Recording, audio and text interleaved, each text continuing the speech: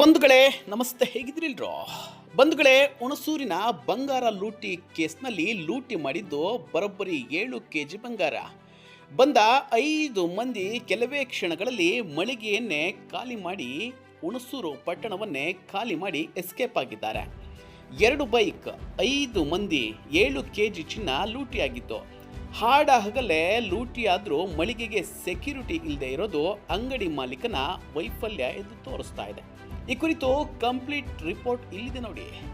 ಬಂಧುಗಳೇ, ರಾಜ್ಯವನ್ನೇ ಬೆಚ್ಚಿ ಬೀಳಿಸಿದ ಹುಣಸೂರು ಚಿನ್ನದಂಗಡಿ ದರೋಡೆ ಪ್ರಕರಣ. ಸಿಸಿಟಿವಿಯಲ್ಲಿ ಆರೋಪಿಗಳ ಭಾವಚಿತ್ರ ಸೆರೆ. ಫ್ರೀ ಪ್ಲಾನ್ ಮಾಡಿ ದರೋಡೆ ಮಾಡಿರುವ ಶಂಕೆ. 7 ಕೆಜಿ ವಜ್ರಾಭರಣ ಹೊತ್ತೊಯ್ದ ಕದೀಮರು.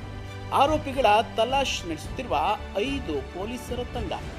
ಕೋಟ್ಯಾಂತರ ರು ಮೌಲ್ಯದ ಚಿನ್ನಾಭರಣ ಇರೋ ಮಳಿಗೆಗೆ ಇರಲಿಲ್ವಾ ಸೆಕ್ಯೂರಿಟಿ? ಮಾಲೀಕರು ಸೇರಿ ಹಲವು ಆಯಾಮಗಳಲ್ಲಿ ತನಿಖೆ ನಡೆಸುತ್ತಿರುವ ಖಾಕಿ. ಹೌದು, ಹುಣಸೂರು ನಗರದ ಸ್ಕೈ ಗೋಲ್ಡ್ ಅಂಡ್ ಡೈಮಂಡ್ ಅಂಗಡಿಯಲ್ಲಿ ನಿನ್ನೆ ಮಧ್ಯಾಹ್ನ ರಾಜ್ಯವನ್ನೇ ಬೆಚ್ಚಿ ಬೀಳಿಸುವ ದರೋಡೆ ನಡೆದಿದೆ.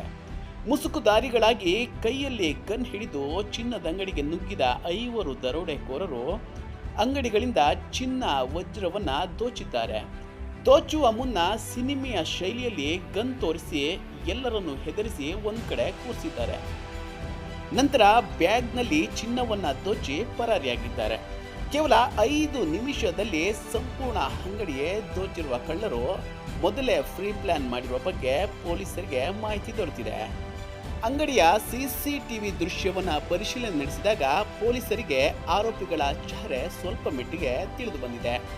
ನಂಬರ್ ಪ್ಲೇಟ್ ಇಲ್ಲದ ಒಂದು ಬೈಕ್, ನಂಬರ್ ಪ್ಲೇಟ್ ಇರುವ ಮತ್ತೊಂದು ಬೈಕ್ನಲ್ಲಿ ಬಂದಿರುವ ಕಳ್ಳರು 7 ಕೆಜಿ ಚಿನ್ನಾಭರಣ ಹೊತ್ತೊಯ್ದಿದ್ದಾರೆ.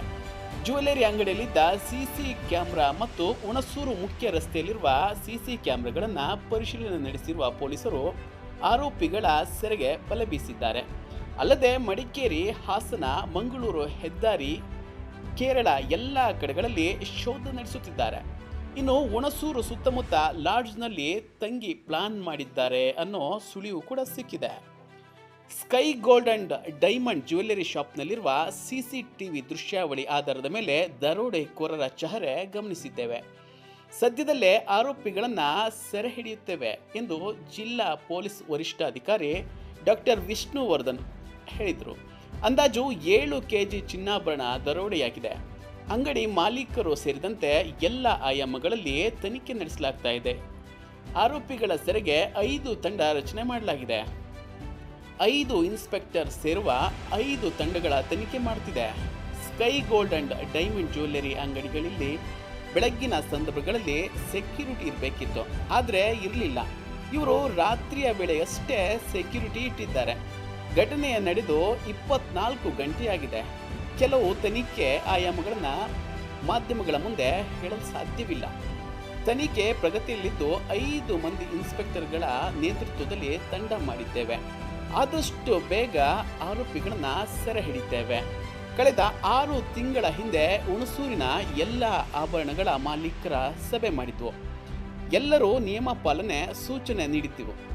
ಸಾರ್ವಜನಿಕರು, ಗ್ರಾಹಕರು ಸುರಕ್ಷತೆಗೆ ವ್ಯವಸ್ಥೆ ಮಾಡಿಕೊಳ್ಳಲು ಸೂಚನೆ ನೀಡಲಾಗಿತ್ತು. ಈಗ ಅದನ್ನು ಪರಿಶೀಲನೆ ಮಾಡುತ್ತಿದ್ದೇವೆ ಎಂದು ಹೇಳಿದ್ರು. ಇನ್ನು ಹುಣಸೂರು ದರೋಡೆ ಪ್ರಕರಣಕ್ಕೆ ನಡುವೆ ಮೈಸೂರಿನ ಭೋಗಾದಿ, ರೂಪನಗರ ಕಡೆಗಳಲ್ಲಿ ಕಳ್ಳರು ರಾತ್ರಿ ವೇಳೆ ಬೈಕ್ ಕಳ್ಳತನ ಮಾಡಿದ್ದು, ಮನೆ ಮುಂದೆ ಮಾರಕಾಸ್ತ್ರಗಳನ್ನು ಹಿಡಿದು ಓಡಾಡುತ್ತಿರುವ ದೃಶ್ಯಗಳು ಸಿಸಿಟಿವಿಯಲ್ಲಿ ಸೆರೆಯಾಗಿದೆ. ಕಳ್ಳತನಕ್ಕೆ ನಮ್ಮ ಬೈಕ್ ಬಳಕೆ ಆಗಿರಬಹುದು ಎಂದು ಸ್ಥಳೀಯರು ಆತಂಕ ವ್ಯಕ್ತಪಡಿಸಿದ್ದಾರೆ. ಇನ್ನು ದರೋಡೆ ಬಗ್ಗೆ ಮಾಜಿ ಸಂಸದ ಪ್ರತಾಪ್ ಸಿಂಹ ಮಾತನಾಡಿ, ಹಾಡ ಹಗಲೇ ಅಂದರೆ ಪೊಲೀಸರು ಫ್ರೀ ಹ್ಯಾಂಡ್ ಕೊಟ್ಟಿಲ್ಲ, ಸರ್ಕಾರ ಯಾವುದೇ ರೀತಿಯಾಗಿ ಆಕ್ಷನ್ ತೆಗೆದುಕೊಂಡಿಲ್ಲ. ಈ ಬಗ್ಗೆ ಪೊಲೀಸರಿಗೆ ಸಾಕಷ್ಟು ಅಧಿಕಾರವನ್ನು ಕೊಡಬೇಕು. ಅಧಿಕಾರವನ್ನು ಕೊಟ್ಟರೆ ಮಾತ್ರ ಅವರು ತಮ್ಮ ಕಾರ್ಯವನ್ನು ಫ್ರೀಯಾಗಿ ಮಾಡೋದಕ್ಕೆ ಸಾಧ್ಯ ಆಗುತ್ತೆ. ಇದರಿಂದ ಈ ರೀತಿ ಘಟನೆಗಳು ನಡೀತಾ ಇದೆ ಅಂತೇಳಿ ಅಲ್ಲಿಯ ಸಂಸದರು ಹೇಳಿದರು. ಒಟ್ಟಾರೆ ಮೈಸೂರಿನಲ್ಲಿ ನಡೆದಿರೋ ರಾಬರಿ ಕೇಸ್ ಇಡೀ ರಾಜ್ಯವನ್ನೇ ಬೆಚ್ಚಿ ಬೀಳಿಸಿದೆ. ಆದಷ್ಟು ಬೇಗ ಈ ತಂಡವನ್ನು ಹಿಡೀಲಿ ಅಂತ ನಾವು ಆಶಿಸ್ತೇವೆ.